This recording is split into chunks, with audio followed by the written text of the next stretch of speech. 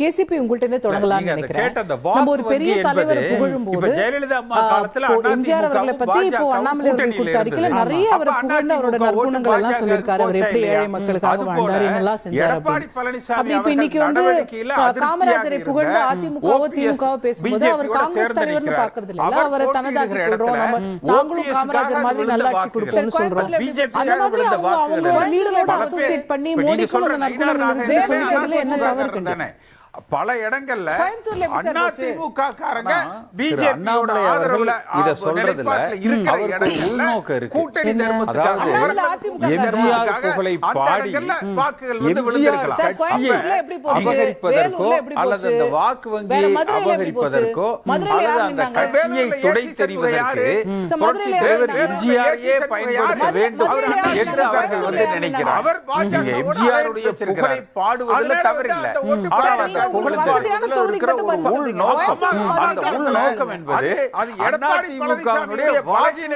கைப்பற்ற வேண்டும் அந்த உள்நோக்கம் இருக்கு.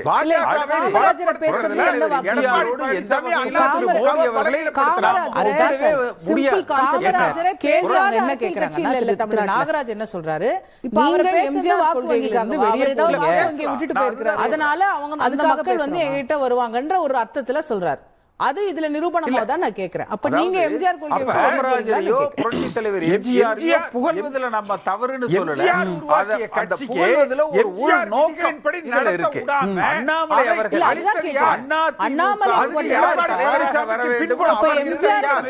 எம்ஜிஆர் பத்தி யார் பேசினாலும் அவங்களுக்கு அந்த உள்நோக்கம். ஜனதா கட்சியினுடைய திட்டத்தை ஒரு தலைவரை பத்தி பேசினாலே அந்த தலைவர் அதோட அசோசியேட்டட் வாக்கு எல்லாம் சேர்ந்ததுதான் நீங்க பாக்குறீங்கன்னா அது எல்லாருக்கும் பொருந்தும். அப்ப அவர்களது நோக்கம் என்பது அதிமுக வாக்கு வங்கியை சிதைத்து அதுல 2-3 குழுக்களை கூடுதலாக பிரித்து மகாராஷ்டிரால செஞ்ச மாதிரி அந்த கட்சியில குழுக்களை அவர்களோடு இணைத்து காமராஜர் பேசுறது இல்லையா, மற்ற தலைவர்கள் பேசுறது இல்லையா, ஜனதா கட்சியினுடைய நோக்கம். நீங்க உண்மையிலேயே ஆனால் அவரது பாரதிய ஜனதா கட்சியோ நீங்கள் எம்ஜிஆர் மதிப்பதாக இருந்தால் அவர் அபகரிக்க வேண்டும் என்றோ காமராஜரை பத்தி பேசுறது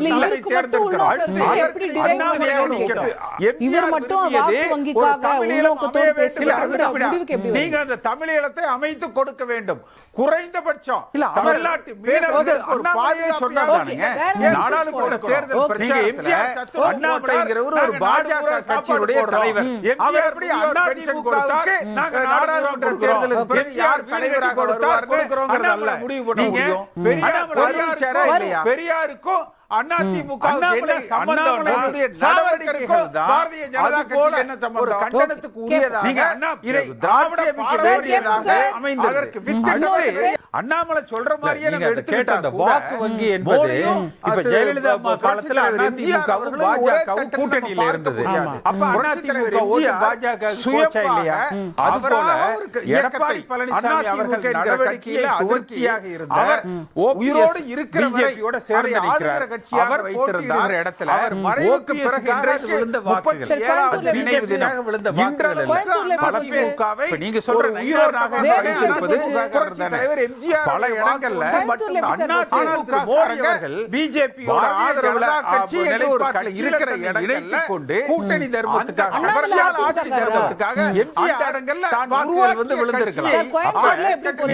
வேலூர்ல எப்படி போச்சு, வேற மதுரையில எப்படி போச்சு, மதுரையில யார் நின்னாங்க, அவரை ஏசி சண்முக யாரு, இந்த இயக்கம் மதுரையில யார் நின்னாங்க, ஏசி சண்முக யாரு, மதுரையில யார் நின்னாங்க, கோயம்புத்தூர்ல யார் நின்னாங்க, அவர் பாஜகவோட அலையன்ஸ் வச்சிருக்கார். அடுத்தது அதனால வந்து அந்த எல்லா வசதியான தொகுதிக்கு மட்டும் வந்து கோயம்புத்தூர்ல தேர்தலப்ப அது எடப்பாடி பழனிசாமியுடைய பலவீனமே ஒழிய என்றெல்லாம் வந்து பாஜகவுடைய பலம் அல்ல. வீடியோ கேசட்லாம் வந்து ரிலீஸ் பண்ணாரு. அது அவர்களுக்கு எடப்பாடி பழனிசாமி அதிமுகவை பலவீனப்படுத்துறார். கலைஞர் அவர்களே சிம்பிள் கான்செப்ட் சார். கேள்வி அவங்க என்ன கேக்குறாங்கன்னா திரு நாகராஜ் என்ன சொல்றாரு, நீங்கள் எம்ஜிஆர் கொள்கையில இருந்து வெளியே போறீங்க, எனக்கு நீங்க வாக்களியுங்கள், அதனால அந்த மக்கள் வந்து எங்கிட்ட வருவாங்கன்ற ஒரு அர்த்தத்துல சொல்றாரு. ஒருவேளை அது இதுல நிரூபணமா தான் நான் கேக்குறேன். அப்ப நீங்க எம்ஜிஆர் கொள்கையில அவரிடத்துல நான் ஒப்படைத்து விடுகிறேன் என்று கலைஞர் எம்ஜிஆர் உருவாக்கிய கட்சிக்கு வாக்கு வங்கி என்பது அது அதிமுக என்கிற அவர் கட்சியார். ஏன்னா இன்று எடப்பாடி பழனிசாமிக்கு பின்புலமாக வாக்கு வங்கி எம்ஜிஆர் தான், வேற யாரும் இல்ல. பாரதிய ஜனதா கட்சியினுடைய திட்டத்தால் அடிப்படை தொண்டர்களால் ஏற்படுத்தப்படுகிற தலைமை பொதுக்குழுவால் ஏற்படுத்தப்பட்டது. அதை துணை நின்று ஏற்படுத்தி கொடுத்தது யார்? அப்ப அவர்களது நோக்கம் என்பது பேசுகிறவருடைய நோக்கம் வாக்குவங்கியை சிதைத்து அதை இரண்டு மூன்று குழுக்களை அந்த உள்நோக்களாக பிரித்து உள்நோக்கம் மட்டும்தான் ஒரு சந்தேகத்துக்குரிய குழுக்களாக இணைத்து ஆட்சிக்கு வர வேண்டும். இதுதான் பாரதிய ஜனதா கட்சியினுடைய நோக்கம். நீங்க உண்மையிலேயே மதவாத அரசியலுக்கு மோடி அவர்களோ பாரதிய ஜனதா கட்சியோ நீங்கள் எம்ஜிஆர் என்பது ஒரு மதவாத அரசியலை விதிகளின்படி அதிமுக கட்சி தலைமை தேர்ந்தெடுக்கிற ஒரு அதற்கு நீங்கள்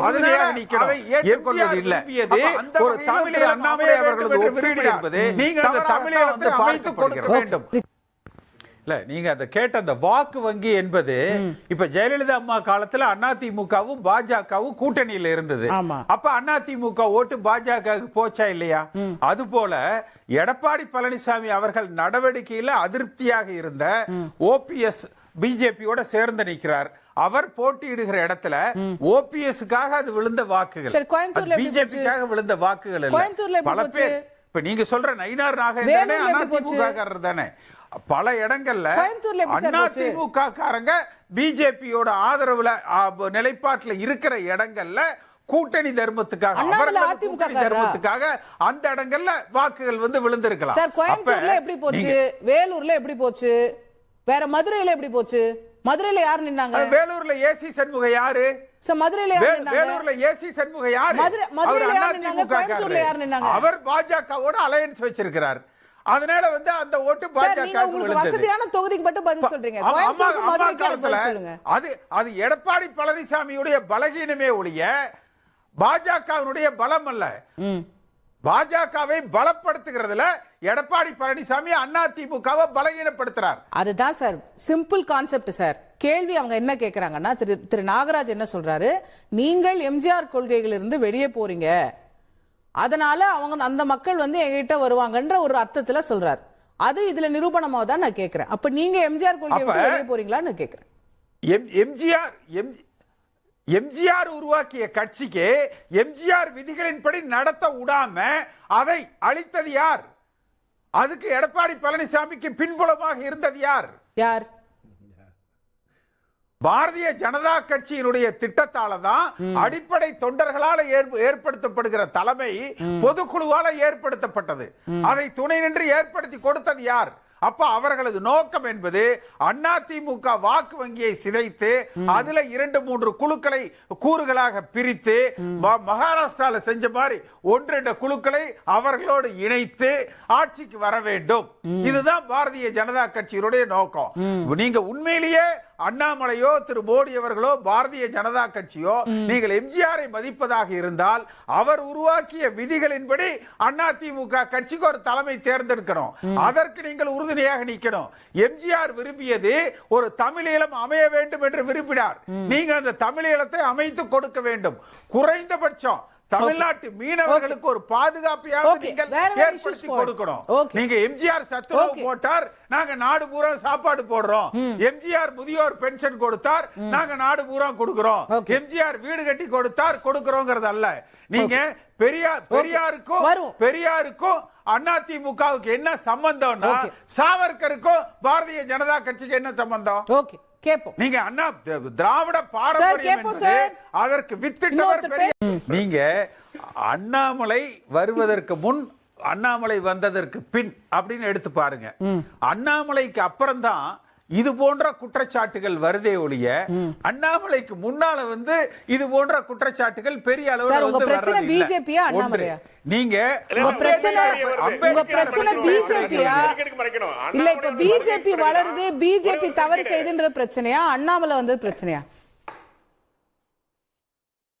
இல்ல, அதாவது நீங்க பிஜேபி வளருங்க, வளராம போங்க, அது எங்க பிரச்சனையே இல்ல. சரி, அப்ப அண்ணாமலை தான் பிரச்சனை. புரட்சி தலைவர் எம்ஜிஆரை அல்ல புரட்சி தலைவர் எம்ஜிஆர் மோடி அவர்களோடு நீங்கள் ஒப்பிட்டு எங்க கட்சி தலைவரை, அதாவது எம்ஜிஆர் கட்சியை அதனுடைய வாக்கு வங்கியை சிதறடிப்பதற்கு எம்ஜிஆரையே பயன்படுத்துறீங்க பாருங்க. அதைத்தான் நாங்க ஆட்சேபிக்கிறோம். நீங்க ஒட்டுமொத்த இந்தியாவே கொந்தளிக்குது. நீங்க நாடாளுமன்றத்தை நடத்த முடியாம ஒத்தி வச்சுட்டு போறீங்க. அதுதான் நீங்க அம்பேத்கரை போற்றி புகழ்வது. கேள்வி எடுத்துக்கோங்க. அவர் என்ன கேக்குறாரு? இல்ல சார், அவங்கதான் சார் உங்க வாதம் ஏற்கப்படுகிறது. அவங்க எம்ஜிஆரையே பயன்படுத்தி அவங்க அதிமுக வாக்கு இழுக்க பாக்குறாங்கன்னு வச்சுக்கோங்க. திரு நாகராஜ் என்ன சொல்றாரு? அந்த வாக்கு தான் உங்களை விட்டு போகாது இல்ல, நீங்க தான் நல்லா இருக்கிறீங்கல்ல, அப்புறம் ஏன் பயப்படுறீங்கன்னு கேக்குறாரு.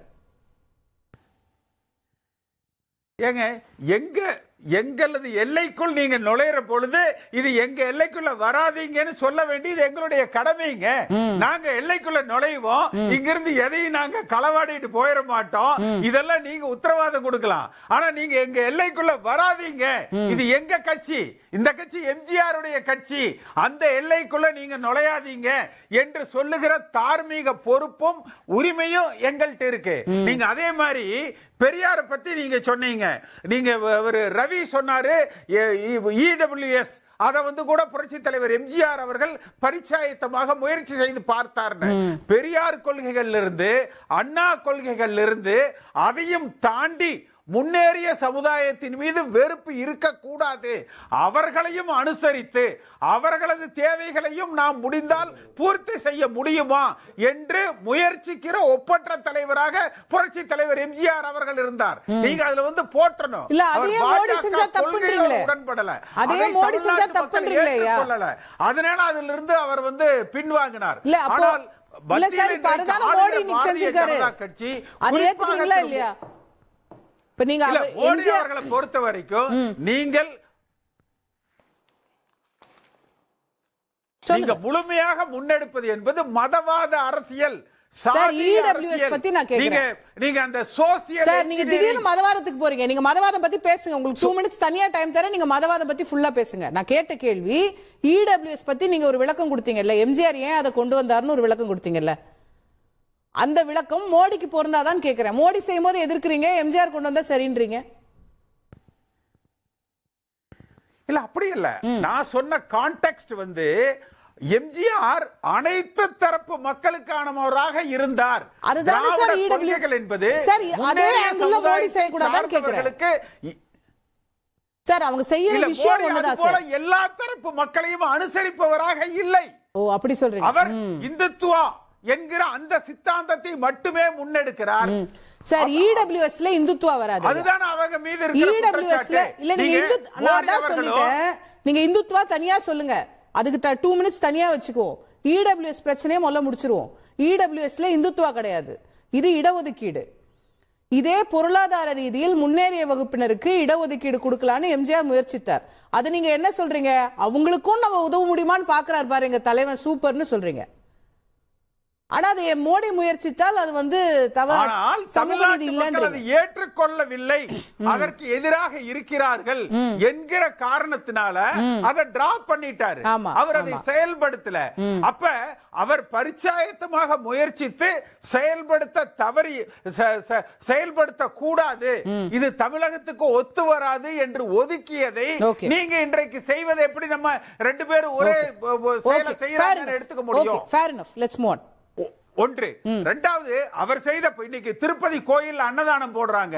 அந்த அன்னதானமே கூட திரு என்.டி. ராமராவ் அவர்கள் புரட்சி தலைவரை பார்க்கறதுக்கு ராமாவரம் தோட்டத்துக்கு வந்தார். அங்க 24 மணி நேரமும் எல்லோருக்கும் சாப்பாடு போடுறாங்க. அதை பார்த்துட்டு தான் திருப்பதியில் அன்னதானத்தையே என்டிஆர் அவர்கள் துவக்கினார். புரட்சி தலைவர் எம்ஜிஆர் செய்த நல்ல விஷயங்களை அரசாங்கத்துல நீங்க செய்யுங்க, அதுல எங்களுக்கு ஆட்சேபணி இல்லை. ஆனால் எம்ஜிஆர் கட்சியை அழிப்பதற்கு எம்ஜிஆரையே நீங்கள் பயன்படுத்த நினைப்பது, அது திரு அண்ணாமலை அவர்கள் தலைவராக பொறுப்பேற்றதற்கு பிறகு, நாடாளுமன்ற தேர்தலுக்கு பிறகு அதிமுகவுக்கு யார் தலைவர் என்று அவர் நிர்ணயித்த